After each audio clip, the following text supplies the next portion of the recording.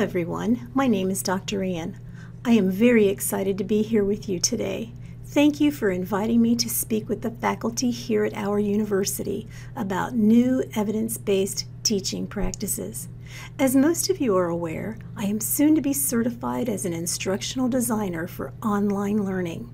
My aim is to provide nursing faculty with up-to-date knowledge and skills so that you can employ best practice for educating the region's nursing workforce.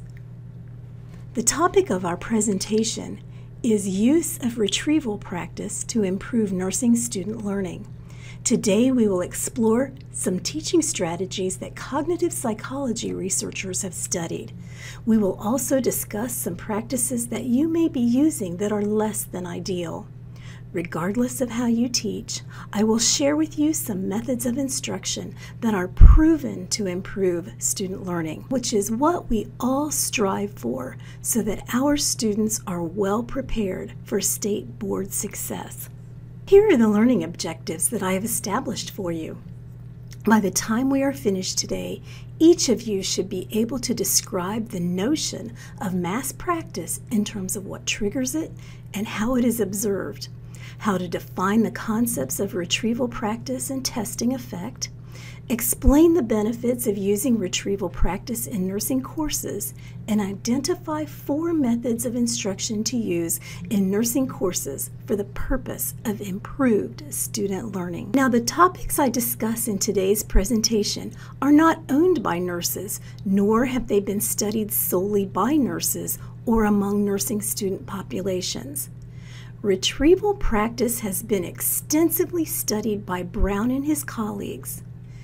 Their findings are so profound that the educational strategies that I will share with you today can be used by any educator among any age group. They may also be used by any nurses among any patient populations. In essence, retrieval practice is based on research that has proven that the brain strengthens over time and long-term recall can be influenced by integrating retrieval practice into course content. So many of us assign readings and then use PowerPoints to teach everything we know about our areas of expertise. We all work really hard to get everything we know into a presentation, and we want to do it the right way. We learned to employ a 6x6 approach to our PowerPoint presentations. That is, 6 characters per line, 6 bullets per slide. And for most of us, it is our preferred method of teaching because we are very comfortable with it. But I have some bad news. Did you know that the impact for students is really quite negative? They suffer from cognitive overload and miss pertinent information that later they need to know for tests and real-life application. Brown and his colleagues found that the problem with giving students all this textual information is that most people retain only about 30% of what they read. That's right, 70% of what one reads is completely forgotten. But here's the good news. We can help students learn more than 30% of what we assign them to read. Don't you want your students to know more than 30%? As a result of having so much textual information to process, students resort to rereading notes and highlighting important points. Then they cram as much of the content as they can into their brain, thinking that if they have read it and reviewed it, they know it. This behavior is coined mass practice. Mass practice occurs most frequently before high-stakes tests and often intensely the night preceding an exam. Students often trade sleep for studying and consume caffeinated beverages or energy drinks to maintain alertness and speed of processing information. I want to ask you, did you study using mass practice? How much do you still remember? And how much can you apply to the real world today? The results of massed practice can be devastating. Students do not retain their information that they cram into their brains. In their work, Brown and his colleagues learned that the brain is not a sponge. It works as a muscle that requires exercise to strengthen memory. Frequent quizzing and testing exercises the brain and strengthens memory. Baseline knowledge is reestablished at higher increments every time testing occurs. Is this starting to sound like maybe you'd like to hear more about how to break mass practice behavior and replace it with retrieval practice? Doctors Agarwal, Rudiger, McDaniel, and McDermott found that when retrieval of information was strategically planned, students increased their recall. And this applied to football players, musicians, medical students, pilots, skydivers, and young readers. The findings from their studies provided the empirical evidence that retrieval practice is best teaching practice. Not only did they find that effortful practice strengthened memory, they found a positive relationship between information retrieval practice and improved test scores over time.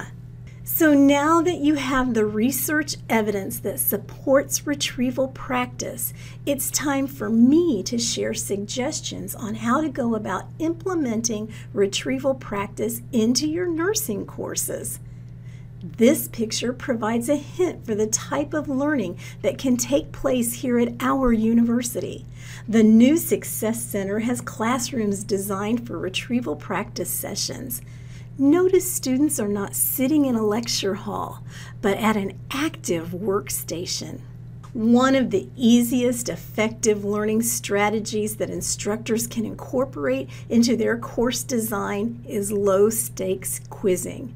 For this to be effective, faculty need to integrate quizzes into every lecture so that they can provide students with immediate corrective feedback on wrong answers. Using clickers is an easy way to accomplish in-class low-stakes quizzing. Clickers allow each student to answer faculty-posed questions during class and for faculty to assess student learning of presented materials. Faculty can then reinforce correct understanding. This immediate feedback allows students to crystallize lessons from their short-term awareness to long-term memory. The idea of mental modeling is quite powerful. The student takes new information and creates pictures or algorithms that are anchored to real-life scenarios. Originally, mental models were described by Piaget in 1962. Since then, multiple researchers have found that mental models offer learners a broad view of possibilities, which open critical analysis of applications. Concept maps exemplify this approach. Concept mapping has a longitudinal effect on nursing student learning. For example, having pre-licensure students develop concept maps and then explain what they have come up with helps students to consider how to apply large amounts of information into real-life situations. In another example, consider mapping the nursing process to specific medical diagnoses. Students can identify a variety of triggers, interventions, and outcomes for situations.